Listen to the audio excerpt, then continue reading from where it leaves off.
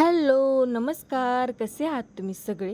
तर आज सकाळी सकाळी मी मस्त असा गरमागरम पहिला सगळ्यात पहिल्यांदा तर चहा पिला आणि चहा पिल्यानंतर मग मी माझं आवरलं कारण मला जायचं होतं आज कॉलेजमध्ये. सो मी आज कॉलेजमध्ये गेले होते. कॉलेज सुरू झाल्यापासून मी आज पहिल्यांदाच गेले होते आणि माझ्या फ्रेंड्ससुद्धा पहिल्यांदाच आल्या होत्या. मग आम्हाला शोधायची होती आमची क्लासरूम.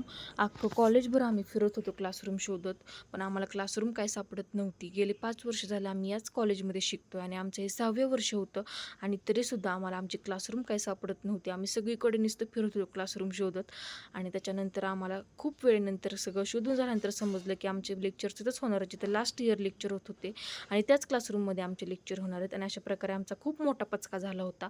आणि मग काय गपचूप आम्ही गेलो आमच्या क्लासरूमकडे, तर तिथे लेक्चर चालूच झालं होतं.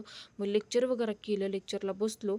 लेक्चर झाल्यानंतर मग आम्ही निघालो होतो घरी जाण्यासाठी. मग मी घरी गेले आणि घरी जाऊन परत आवरून आम्ही निघालो होतो बाहेर, कारण आमच्या पाहुण्यांमध्ये होते वास्तूक शांत.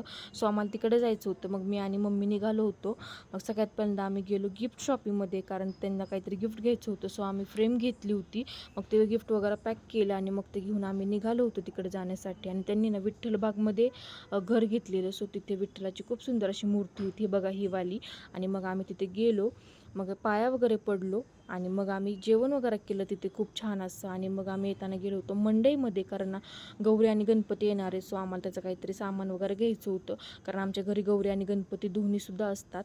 सो ते बघितलं आणि मग आम्हाला बघायची होती गणपती बाप्पांच्या मूर्त्या. सो मग आम्हाला यावर्षी जरा युनिक मूर्ती हवी होती. मग ती शोधण्यासाठी आम्ही या शॉपमध्ये गेलो. तिथे बाप्पांच्या मूर्त्या बघितल्या, खूप सुंदर सुंदर मूर्त्या होत्या. एक से बडकर एक खूप छान छान अशा मूर्त्या होत्या. खरंच कळत नव्हतं नक्की कोणती बघावी आणि कोणती नाही. मग ते बघितलं आणि मग आम्ही घरी गेलो. तसा होता आजचा दिवस.